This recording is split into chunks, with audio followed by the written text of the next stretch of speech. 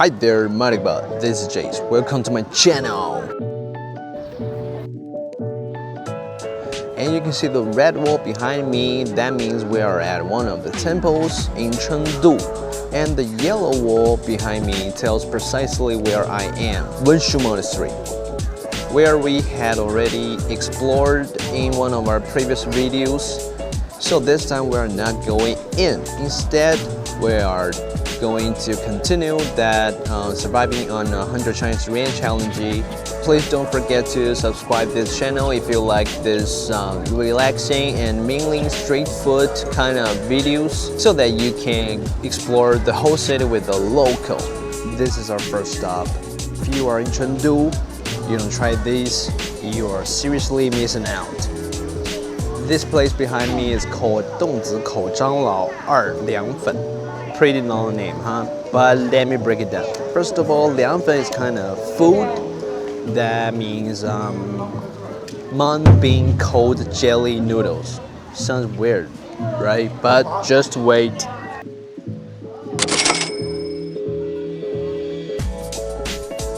The jelly is made from mung bean starch, totally plant-based, by the way, and it's drowned in a bright red chili oil sauce with garlic, soy sauce, vinegar, and flavor bombs I can't even name. And this spot, locals have been lining up here for decades. You eat standing or like me, and with plastic bowl and wooden chopsticks. 100% street food realness. Guys, I mean Westerners, this might be like trying jello, but spicy. It's cold, it's soft, but it punches you in the face with flavors. And trust me, it tastes way more exciting than they look.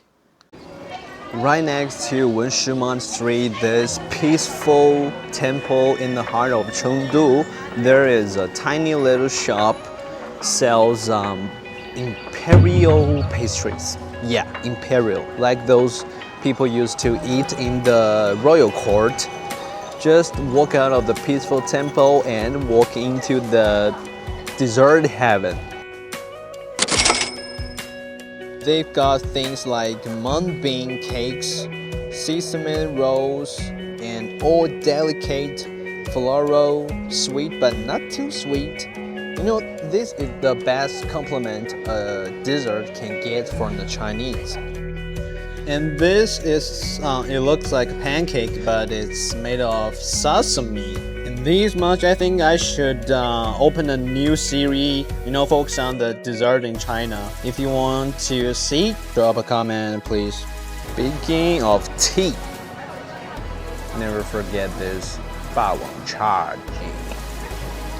This milk tea brand is quite a thing in these years, and I guess it is named after a famous movie or a Chinese traditional opera called 霸王别姬.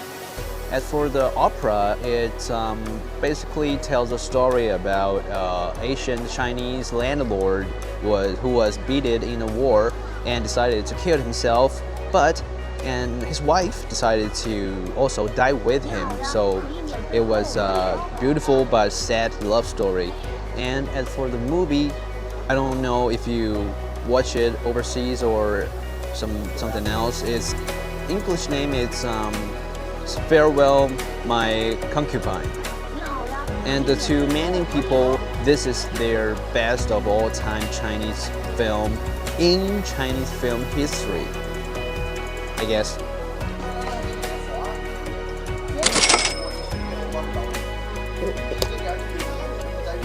Bubble tea.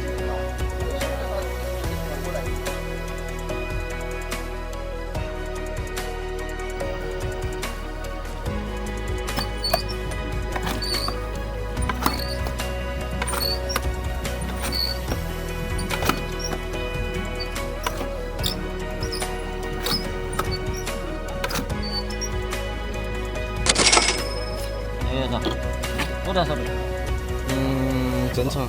多少天呢？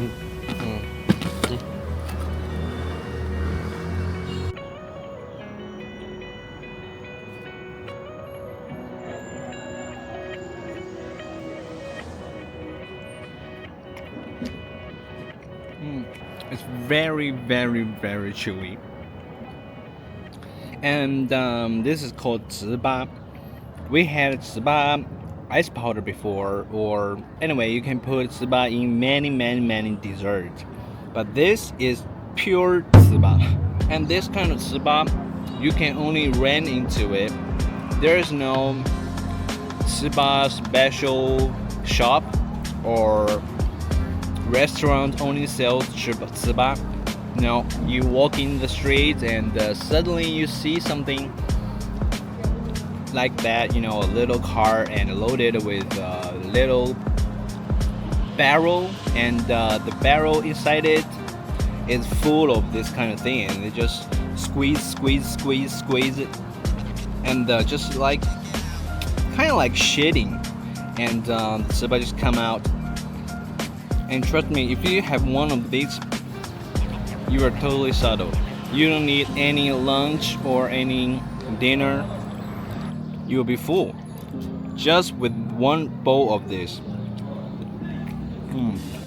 So let me introduce you the 点太婆锅盔, another Chengdu legend. Let's go. We had a 锅盔 already. I introduced it as Chinese croissant, right? But 锅盔 in Chinese means pot and helmet. No joke, that's the literal translation. What we had before is more like 肉夹馍, right? Just meat sandwiched between two layers of flat bread. This is more like original Sichuan style of 锅盔, and the crust will shatter when you take a bite. Listen to this.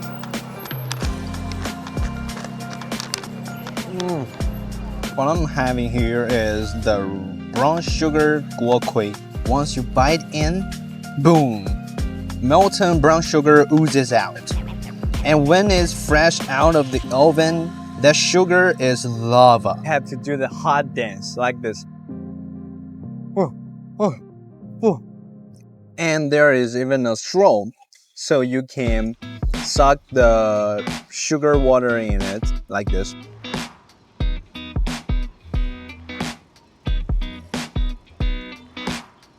And about that, there's a saying that if you eat one of these, you will burn your back. So people may wonder why. Why is eating this is going to burn your back, right? You're eating like this, right? But the reason is when you eat this, the filling will burst out and all the way go down to your elbows. And you don't want to waste it, so you go lick your elbow like this, and meanwhile the 锅盔 held in your hands will go right behind you, and the tragedy will happen that the filling will also come out and just burn your back. That's why. Back to its flavor, it's sticky, smoky, and kind of like caramel-like. And it's like beating to a Chinese-style cinnamon roll that's been deep fried. And you won't find this at any fancy restaurant. This is something that locals grab for breakfast or a snack. And it's cheap, it's fast, and it's been around for generations.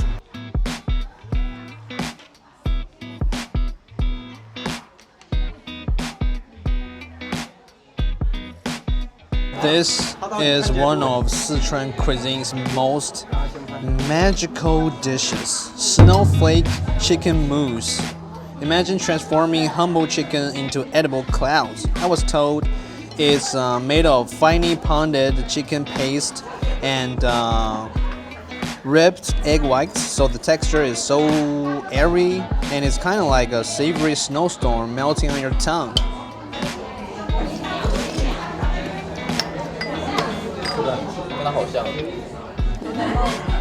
It'll disappear when you notice you've eaten chicken. Alright, if you think eel is just sushi or some fancy French food, Sichuan's 火香 eel will blow your mind.